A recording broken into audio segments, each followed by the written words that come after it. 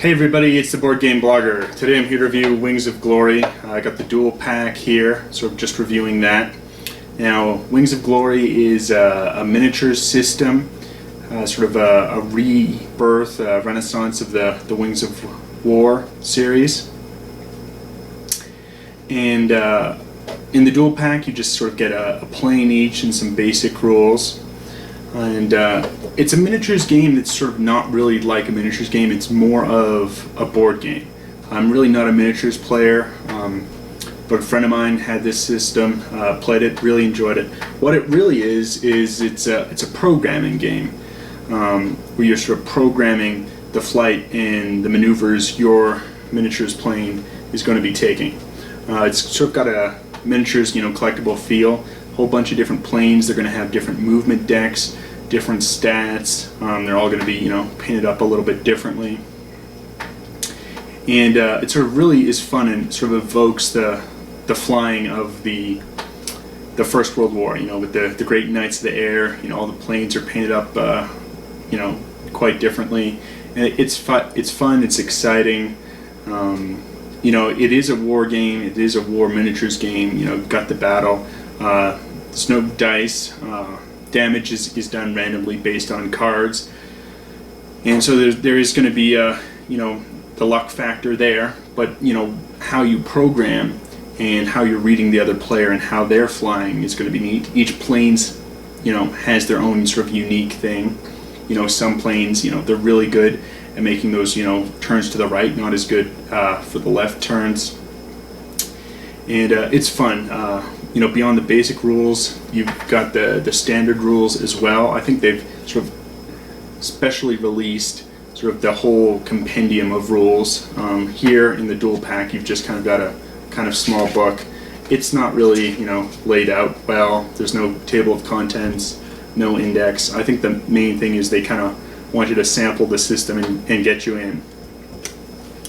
But it's a fun game. I think it's really neat because it's really expandable. You can play this with just 2 players, and then it's really crafting those maneuvers. And there the game can vary quite a bit. So I would caution people who want to say, oh, I just want to play this game for half an hour.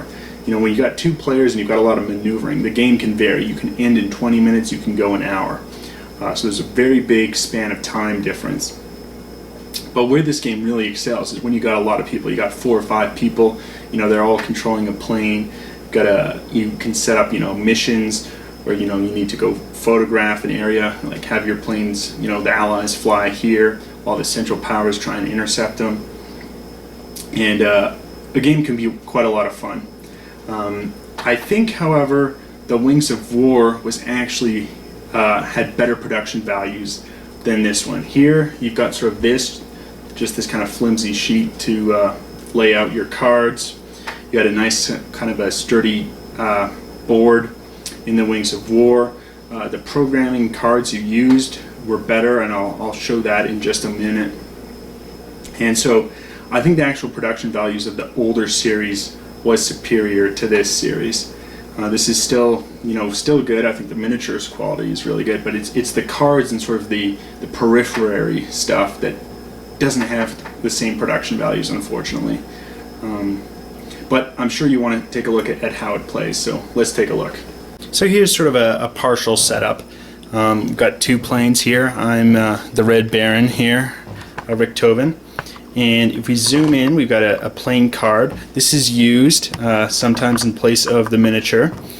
When 2 planes are kind of intersecting each other, you can use this to place it down.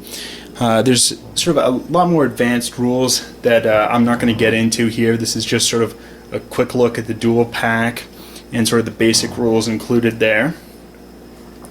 And what you're going to do is you're going to have your deck of cards which have a bunch of different maneuvers. And you've even got sort of Immelmann turns here. For an Immelmann turn, you're going to have to go straight initially, and then you can Immelmann turn, go back, and then you're going to have a straight maneuver as well. So I could do that if I wanted, which is neat. You got some unique maneuvers. You've got maneuvers to sort of change altitude. Won't really get into that here, but it's you know, everything for the plane is included, even if you're not playing with the advanced rules. But one thing I don't like about this compared to the initial Wings of War was sort of the color scheme here. Before, they had all sort of light backgrounds, and so it was really easy to see these colors. Here you can see this is kind of a darker color. Here I've got a ton of lights blaring for the video, so you can kind of see this blue here. But you know, if you don't have massive amount of lights, because this background, this dark green, it's really tough to see where this blue arrow is. They really should have kept all the cards with a light background like they have in Wings of War. To put in these dark backgrounds, it's just frustrating. It's a bad production design because it's tough to sort of see exactly, you know, where the plane is going to be. But we've got the programming, how I'm going to fly, moved in, and so we'll sort of start here. So we flip this over. This is my maneuver. So we'll zoom in. Here, if we look closely, we've got sort of the deck value that you're going to hit on. So if it's an A deck, maneuver deck, and then 13 hit points here. So what we do now is we match this up. We place the card on the board, and here, I'll just flip it over here just to sort of demonstrate this a little better. Probably not the best play maneuver, but just to demonstrate. So we match this up to the line. We can see here we've also got a fire zone in here, and we've got this rear black arrow. We're going to match it up to the blue arrow that I was discussing earlier, and that is going to go right there.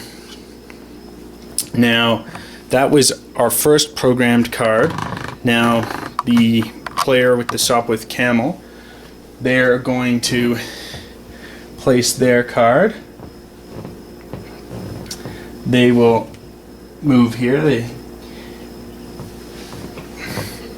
And now we can see it's kind of veering away. Didn't know what the Red Baron was going to do.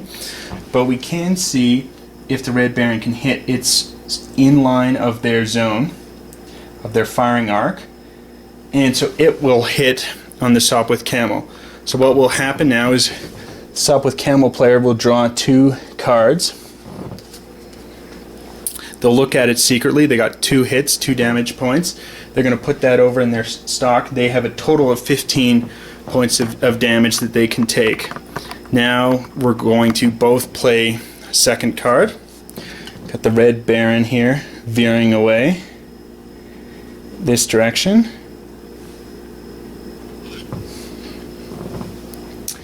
And we have the Sopwith Camel player sort of just going short. And unfortunately here, it's slightly touching. So what we'll use is this card instead to mark the position. Now, when both planes are actually touching, neither player can shoot at each other. Even though it's sort of in the firing arc for the Sopwith Camel, the rules are just if it's too close, they can't fire. They could be firing at other planes if they were existing in this battle.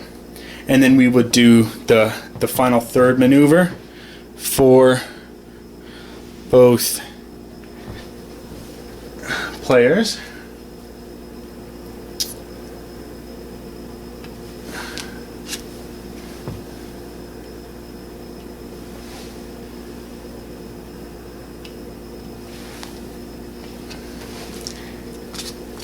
And so that's sort of what happened with the turn. Now you're going to go through your entire deck again and program 3 more moves. So it's sort of a lot of fun just, you know, trying to tail the other player, trying to see, you know, where they're going, anticipating. You know, some planes have really good you know, turning. They might not be as powerful. You know, the Red Baron's triplane here has really good turning ability, but it's only got 13 hit points compared to the Sopwith Camel. So the cards are, you know, and the planes are generally pretty balanced. I'm not really getting into a lot of the advanced rules here. There's altitude maneuver, there's unique damage that can be done. A lot more rules that really gets sort of a more realistic feel for the game. But I mean, I think you can even get younger kids playing this game. The box says ages 13 and up. I think you could probably play with 10-year-olds on the basic rules. But it's a fun system. I like it. I've even gone out, gotten another plane here, and it's a fun system. I'd recommend it if you were sort of scared off because it's a miniatures game. It really doesn't feel like a miniatures game. It's really like you're playing a programming board game. I think if you like games, like Robo Rally or Asteroids, you'll like this. And the thing is, I didn't like those games. I really didn't like those type of games. I like it here. It works well. You're only programming 3 cards, not a ton, and there's sort of the war element. You do have measurement like a miniatures game, but it's it plays quick, it plays smooth. I think it's a lot of fun with a lot of players. The one thing, the one negative is, when you've got 2 players and you're really doing some crafty maneuvers, the game can really drag out. Especially if you had, a 6 players going, 4 planes are shot down. When you've only got 2 remaining, they can continue to drag the game on quite a bit. So that is a negative. Usually you can get the other people involved in a filler just while the other 2 people are wrapping up, or they're really just absorbed in watching this. But that would be the one negative, is if you're playing it with multiple players, everyone could get shot down except for 2 sort of remaining planes if you're just sort of doing a free-fall attack and not a mission that you're devising. The rule book does come with some scenarios for some unique missions. I think probably the advanced rule book has even more. But it's a neat system. Got the programming. Again, I think they made some bad production designs with the cards, and it could have been better. I think the Wings of War system, the production values were slightly better. Just a terrible decision having a dark green background with a blue arrow on top when it could have all been the light green. But other than that, it's a fun game. The quality of the miniatures is good. You've got the, if we zoom in here, we can see this is a D deck movement, A deck damage. Some decks and some planes do different types of damage. 13 hit points. The plane it's a Fokker, DR1. We got the arrow, which we would be moving up to on the card, and we've got the firing arc, and the plane looks nice. It's pre-painted, really beautiful, all over. These are well done. Looks beautiful. It's a lot of fun. You really get involved. It's almost, a toy as much as it is a game. But a lot of fun. I recommend it. Even if you didn't initially like programming games, I'd try and pick this up. You can really get into the system pretty cheap.